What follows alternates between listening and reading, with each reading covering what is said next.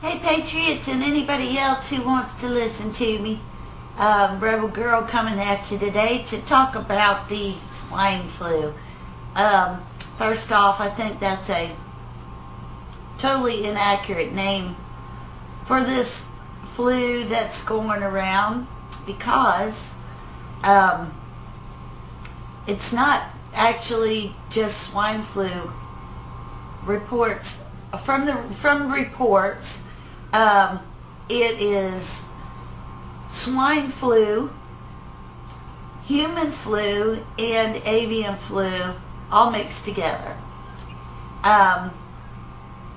It's pretty obvious also that this is a bioweapon. It's been engineered for this purpose, but you know, damage has been done. Not too much you can do about that part of it. But I'm here to talk about what you can do to protect yourself from it. First off, it's just the basic things that you do to protect yourself from any flu outbreak. Okay, we'll just start with the basics. When you go in public, it's the same story. Don't be touching your face. That is the number one way any flu or any communicable disease transmits. It's because you touch things that have the germs on it and then you touch your face.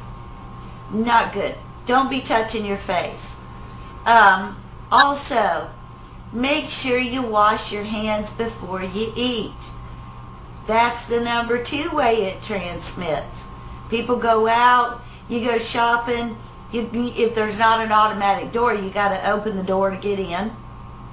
When you get in, if you have a shopping cart, you touch the shopping cart.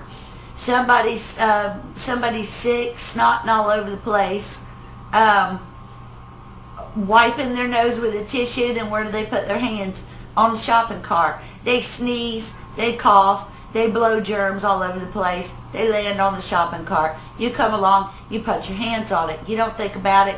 Your nose itches, you touch your nose. Be aware of touching your face. Don't touch your face. Don't touch other people's face. Number 3, wash your hands a lot. This can prevent probably 90% of the spread of this thing is if people will just wash their hands a lot. Get a good antibacterial soap. Don't just slap the soap on your hands, rub it a couple of times and wash it off. To effectively kill germs, you need to wash your hands for at least 20 seconds before you wash the soap off. And of course, hot water's best. Also, make sure that when you're out in public, the first thing you do when you come home is wash your hands.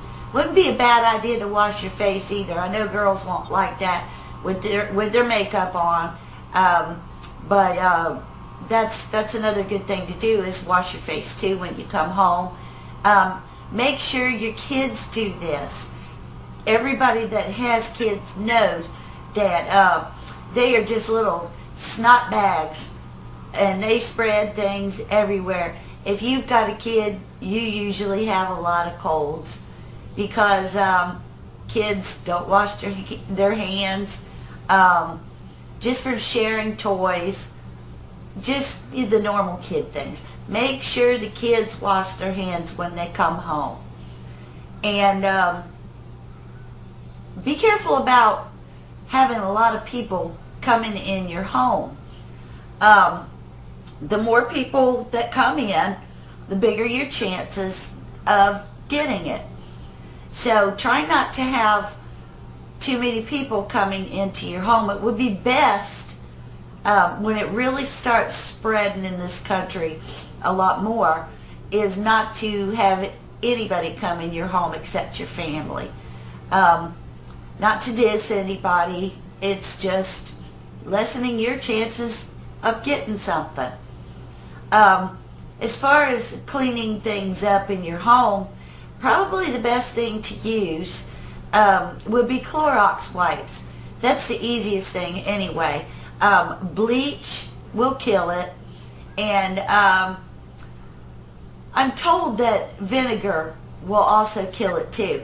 So what you can do is you can take a spray bottle and mix vinegar and water, mix it about half and half, and use that to clean surfaces if you don't want to use the Clorox wipes.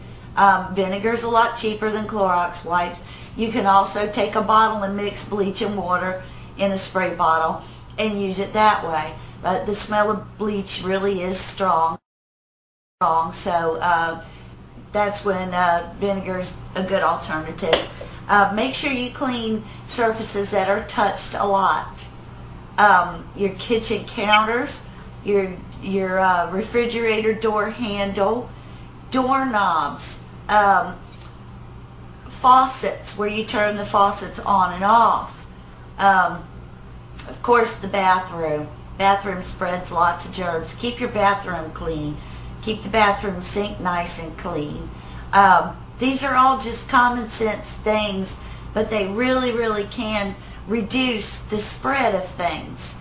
And that's the key to beating this, is reducing the spread. Excuse me.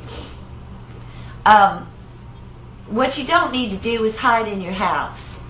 Lots of people are going around with masks, but what they don't know is the regular respirators that people get will not block the spread of this bug, because the bug's too small. It can get right through the mask. To effectively stop this from getting into your nose or your mouth, you will need a mask that is effective for nanoparticles. And I'm not sure where you can get that. When I find out, I'll pass it along to you. But if you feel better wearing a mask, now I'm not saying it won't stop any of it, because it will, but if you buy one, go buy 3M masks that are, they'll say on them N95. That's minimum protection you need to help stop the transmission of this bug up into your sinuses. So 3M N95, minimum protection. That will stop some of it. It's not going to be totally effective, but it's better than nothing, right? You don't need to hide in your house. That'll just drive you bats, and that will breed paranoia. Go about your activities.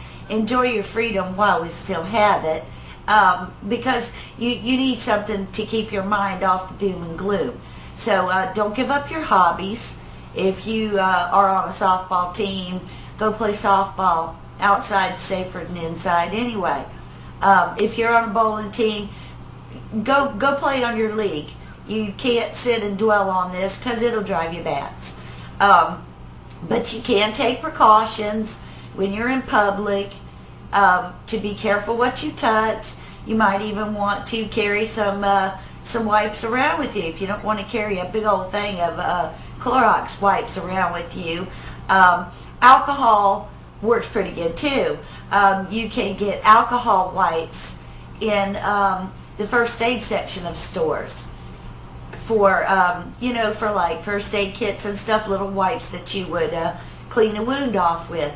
You can carry those around.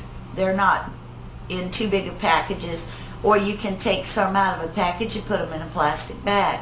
Stick them in your pocket. Girls that carry a purse, I don't, because I can't stand them, but stick them in your purse in a little plastic bag. Make sure it's zipped up or they'll dry out. All these things are really, really going to help minimize this. Also, when you go to the store and buy food, and you buy fruit or vegetables, bring them home, make sure you wash them real good. Real good. It won't hurt them to wash them with soap. It's a good idea to wash them with antibacterial soap, because you know what everybody does when they go in and buy fruit and vegetables? They squeeze them. They got to be squeezing to see if it's ripe and make sure it's not mushy or whatever. Especially us girls, we're going to squeeze them. That's what we do. We squeeze stuff. So make sure you wash your fruit and vegetables, and make sure you keep your counters clean. You come home, plop them on the counter. Before you wash them, make sure that you wipe that counter off with a Clorox wipe after you put them in the sink to wash them, so you don't have those germs laying around on the counter breeding. Above all, don't panic.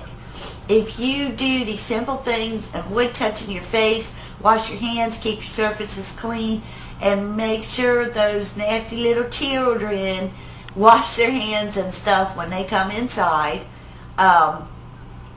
then you will likely not get it.